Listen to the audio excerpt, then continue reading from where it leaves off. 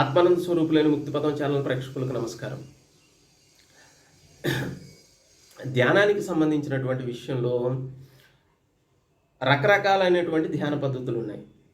ధ్యానానికి సంబంధించినటువంటి ధ్యాన పద్ధతుల్లో కొన్ని ధ్యాన పద్ధతులు ఎలా అంటే మన మనస్సుని ప్రయోగించి ధ్యానం చేయటం అనేది జరుగుతుంది. కొన్ని ధ్యాన పద్ధతుల్లో కొన్ని ప్రక్రియలు అనేవి చేయటం జరుగుతుంది. ఆ ప్రక్రియలు చేసిన తర్వాత సహజంగానే ధ్యాన అవస్థ అనేది కలుగుతుంది. అయితే దీంట్లో రెండు రకాలైనటువంటి ఈ ధ్యాన ప్రక్రియల్లో ఏది ఉత్తమమైనది అనే దాని గురించి ఈరోజు మాట్లాడుకోబోతున్నాం. ఉదాహరణకి మనకి క్రియాయోగం ఉంది అంటే క్రియాయోగలో ఈ మొదట ఒక 45 మినిట్స్ నుంచి 3.5 hours వరకు కూడా ఈ క్రియ అనేది చేయటం జరుగుతుంది. అంటే స్టార్టింగ్లో ఉన్నవాళ్ళు 45 మినిట్స్ చేయటం జరుగుతుంది. ఈ క్రియాయోగలో ధ్యానాన్ని ప్రత్యేకించి చేయటం అనేటువంటి పద్ధతి ఏమీ ఉండదు. ఈ క్రియ చేస్తే ఆటోమేటిక్గా మనలో ఉన్నటువంటి వాయువులు ఏవైతే ఉన్నాయో వాటికి చంచలత్వం పోయి నిశ్చలత్వం కలిగి మనస్సు అనేది ఆటోమేటిక్గా ధ్యానావస్థలో అంటే మనస్సు ఆలోచన రహితమైనటువంటి స్థితిలోకి వెళ్ళిపోతుంది. తర్వాత ఎవరి అనుభూతుల ప్రకారం ఒక్కొక్కరికి ఒక్కొక్క రకమైన అనుభూతులు ఉంటాయి. ఇది అనుభూతులకు సంబంధించిన విషయం వచ్చింది కాబట్టి ఒక చిన్న మాట మాట్లాడుకోవాలి. ఎవరికైనా ఒక అనుభూతి కలిగితే ఆ అనుభూతి నాకు రాలేదేంటి అని చెప్పేసి అనుకునేవాళ్ళు, అసూయపడేవాళ్ళు, లేకపోతే నాకు రాలేదని నిరుత్సాహపడేవాళ్ళు ఉన్నారు. ఒక విషయం గుర్తించండి, మీకు ఒక వ్యక్తి ఉన్నాడు, ఆ వ్యక్తి ఒక తలుపు పగలగొట్టాలి. అయితే పూర్వం ఒక 100 మంది వచ్చి 100 దెబ్బలు వేశారు తలుపు మీద. అంటే కొట్టి కొట్టి కొట్టి వెళ్ళిపోయారు. వెళ్ళిపోయిన తర్వాత ఈయన వచ్చి ఏం చేశాడంటే ఒకసారి చేతితో ఇలా అన్నాడు, తలుపు పడిపోయింది. కానీ వీళ్ళందరికంటే ముందర ప్రయత్నించినటువంటి మొట్టమొదటిసారి 100 మందిలో మొట్టమొదటిసారి కొట్టిన వ్యక్తి ఏమనుకొని ఉంటాడు, అబ్బో ఇది చాలా గట్టిగా ఉంది, అంతమంది కొట్టినా కానీ పడదు అనుకొని ఉంటాడు. మరి చివరివాడు ఏమనుకొని ఉంటాడు, ఇలా ఆనించగానే పడిపోయిందే అనుకుంటాడు.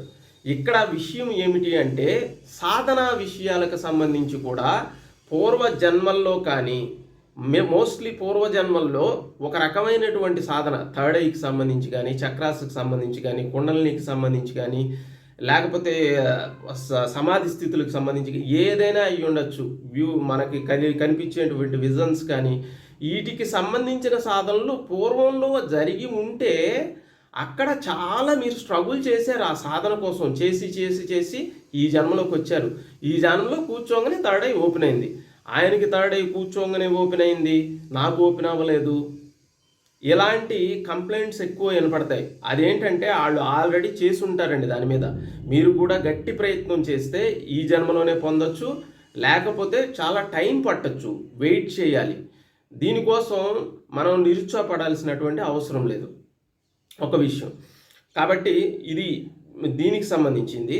అయితే ఇలాంటి ప్రక్రియలు ఏదైనా ఒక సాధనకు సంబంధించి ఒక క్రియ అనేది చేయటం, ఆ క్రియ చేసిన తర్వాత ధ్యాన అవస్థలోకి ఆటోమేటిక్గా వెళ్ళటం అనేది జరుగుతుంది. కొన్ని సాధనలు ఎలా ఉంటాయంటే ప్రత్యేకించి మన మనస్సుని ఉపయోగించి చేయడం జరుగుతుంది. ఇది విపసన. ఉదాహరణకి విపసనలో మనకి ప్రాణాయామం మీద అంటే ఆనాపానసతి అంటారు. ఆనాపానసతి అంటే లోపలికి వెళ్ళేటువంటి శ్వాస, బయటికి వచ్చేటువంటి శ్వాసని అబ్జర్వ్ చేయటం అంటే ఈ ముక్కు రంధ్రాల దగ్గర ఒక వాచ్మెన్ లాగా ఉండి లోపలికి వెళ్ళేటువంటి శ్వాస ఎలా వెళుతుంది, లోపల ఎక్కడెక్కడ స్పర్శ కలుగుతుంది, బయటికి వచ్చేటువంటి శ్వాస ఎలా వస్తుంది, వేడిగా ఉందా చల్లగా ఉందా, దానికి పేర్లు పెట్టకూడదు, గమనించాలి సాక్షిగా అంతే. మళ్ళీ ముక్కు రంధ్రాల దగ్గర ఎక్కడ స్పర్శ తగులుతుంది అనేటువంటి దాన్ని మనం గమనిస్తూ ఉంటాం మనస్సుతో. గమనించిన తర్వాత 3.5 రోజుల తర్వాత మీకు విపස්සన అనేది ఇవ్వటం జరిగింది. ఇది కూడా ఒక రకంగా మనస్సుతో చేసేటువంటి ప్రక్రియ. ఈ 3.5 రోజులు ఆనాపానసతి ఎందుకు చేయిస్తారు అంటే మనస్సు అనేది బాగా సూక్ష్మం కావటానికి, సూక్ష్మమైనటువంటి విషయాలను గ్రహించటానికి దానికి ఈ తర్ఫీదు ఇవ్వటం జరుగుతుంది. తర్వాత ఈ మనస్సుతో శరీరంలో జరిగే రకరకాల ప్రక్రియలను గమనించడం జరుగుతుంది. ఇది విపස්සనకి వెళ్ళిన వాళ్ళకైతే క్లియర్గా అర్థమవుతుంది. ఇది కూడా మనస్సుతో జరిగేటువంటి ప్రక్రియ. అయితే ఈ మనస్సుతో జరిగేటువంటి ప్రక్రియలో చాలా డీపర్ లెవెల్స్లో వెళ్ళి చాలా డీప్గా వెళ్ళిన తర్వాత ఒకానొక స్థితిలో మైండ్ కూడా డిజాల్వ్ అయిపోద్ది. డిజాల్వ్ అయిపోయిన తర్వాత ఆ ధ్యానావస్థ అనేది కలుగుతుంది. ఇక్కడ చెప్పొచ్చేది ఏంటంటే ధ్యానావస్థ అనేది మనం చేసేది కాదు, దానంతటా అది జరిగేది. ఎందుకు అంటారా, మీరు మనం ఏ పని చేసినా కానీ ఖచ్చితంగా మనస్సుతోనే చేయాలి. మనస్సు ఉంటే ధ్యానం అనేది లేదు. మనస్సు లేనటువంటి స్థితి ధ్యానావస్థ. ఒకవేళ మీరు చేసుంటే ధ్యానం అనేది అది ధ్యానం కాదు. ఎందుకంటే మనం చేసామంటే మనం మనస్సుతోనే చేస్తాం. వేరే రకంగా మనకున్నటువంటి టూల్ ఏంటి అంటే మనస్సు ఒకటే. ధ్యానానికి సంబంధించి, సాధనకు సంబంధించిన టూల్ మనస్సు ఒకటే. ఆ మనస్సే వాడతాం మనం.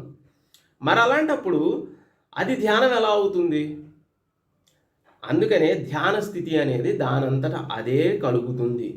ఈ 2 రకాలైనటువంటి ధ్యానాల్లో మొదటిది అయినటువంటి ఏదైనా ఒక క్రియ అనేది చేయటం ద్వారా, ప్రాణాయామం కానీ లేకపోతే ఇంకా కేచిరి ముద్ర ఇలాంటి క్రియలు చేయటం ద్వారా మనకి కలిగేటువంటి ధ్యానావస్థ ఏదైతే ఉందో ఆ ధ్యానావస్థ అనేది చాలా స్పీడ్గా వస్తుంది.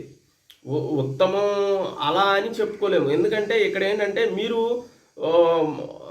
ఇక్కడ ఒక రకరకాలైనటువంటి సాధన వివరాలు వచ్చినప్పుడు ఒక సాధనని ఇంకొక సాధనతో పోల్చకూడదు. ఎందుకంటే ఒక సాధనకు ఉండేటువంటి అడ్వాంటేజెస్, డిసడ్వాంటేజెస్ దానికి ఉంటాయి. ఇంకో సాధనకు సంబంధించి అడ్వాంటేజెస్, డిసడ్వాంటేజెస్ దానికి ఉంటాయి. కాబట్టి రెండింటిని కలిపి క్లబ్ చేయొద్దు. ఏ సాధనకు సంబంధించి ఆ సాధననే చేసుకోవటం మంచిది. అయితే ఎవరైతే వాళ్ళ పూర్వ సంస్కారానుసారం సాధన ఏదైతే ఉందో ఆ దానిలో కొంతమందికి శ్వాస మీద ధ్యాసే చాలు, వాళ్ళు ఉత్తమమైనటువంటి స్థితికి వెళ్ళిపోయారు. కొంతమందికి విపස්සనే చాలు, కొంతమందికి ప్రాణాయామమే చాలు, కొంతమందికి రామమంత్రమే చాలు. ఎలాగా అంటే వాళ్ళ పూర్వజన్మానుసారం వాళ్ళు ఇంతకుముందు ఆ సాధనలో బాగా కృషి చేస్తున్నప్పుడు ఆ సాధనకు అలా కనెక్ట్ అయిపోతారు. వాళ్ళు ఏమని చెప్తారంటే ఇక్కడ కొంచెం హాస్యాస్పదమైనటువంటి విషయం, ఖచ్చితంగా ఉండేటువంటి విషయం ఏమిటి అంటే పలానా సాధన చేస్తేనే ఎలాంటి స్థితి కలుగుతుంది, ఎందుకంటే నాకు కలిగింది కాబట్టి, వాళ్ళకి అనుభవం కలిగింది కదా, దాన్ని ఇక యూనివర్సలైజ్ అందరికీ ఆపాదిచ్చేస్తారు దాన్ని. ఇక వేరే సాధనలన్నీ వృధా. ఇదే బెస్ట్ సాధన, నెంబర్ 1 సాధన ఇది. దీన్ని మించిన సాధన అసలు లేదు. నన్ను కూడా అడిగేవాళ్ళు అడుగుతారు, మీరు ఇన్ని సాధనలు చేశారని అంటారు, ఈ సాధనలన్నింటిలో కూడా ఏది గొప్పది అని అడుగుతారు.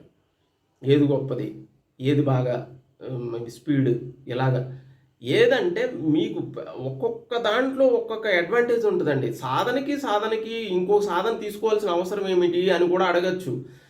ఒక సాధన తీసుకున్నప్పుడు దీంట్లో ఉండే జ్ఞానం దీంట్లో ఉంటుంది, ఇంకో సాధన తీసుకున్నప్పుడు ఈ జ్ఞానం కాకుండా ఇంకొక జ్ఞానం దాంట్లో ఉంటుంది. ఆ జ్ఞానం ఈ జ్ఞానం రెండూ మనం తీసుకున్నప్పుడు ఏమవుతుందంటే మనకి ఎక్కడో ఒక్కడ ఉపయోగకరమైనటువంటి విషయం ఖచ్చితంగా జరుగుద్ది. కాబట్టి మనం ధ్యానం అనేది చెయ్యము, ధ్యానం అనేది జరుగుతుంది. అది క్రియ ద్వారా కావచ్చు, లేకపోతే మనస్సు ద్వారా చేసేటువంటి ఒక ప్రక్రియ ద్వారా కావచ్చు. మూలమైన స్థితిని చేరుకునేటువంటి స్థితి కలుగుతుంది. కొన్ని ఫాస్ట్ ఉంటాయి, కొన్ని స్లో ఉంటాయి. అది చెప్పలేము. వాళ్ళ సంస్కారానుసారం వాళ్ళు ఆ సాధనలో ఉత్తమంగా పర్ఫామ్ చేస్తూ ఉంటారు. ఈ వీడియో నచ్చినట్లయితే ఖచ్చితంగా లైక్ చేయండి. లైక్ చేయడం ద్వారా మనలాంటి ఆధ్యాత్మిక మిత్రులందరికీ కూడా ఈ వీడియో అనేది సెండ్ చేయబడుతుంది. ఖచ్చితంగా వీడియోని కొత్తగా చూసేవాళ్ళు సబ్స్క్రైబ్ చేసుకోండి, షేర్ చేయండి. సర్వే జనా సుఖినో భవంతు.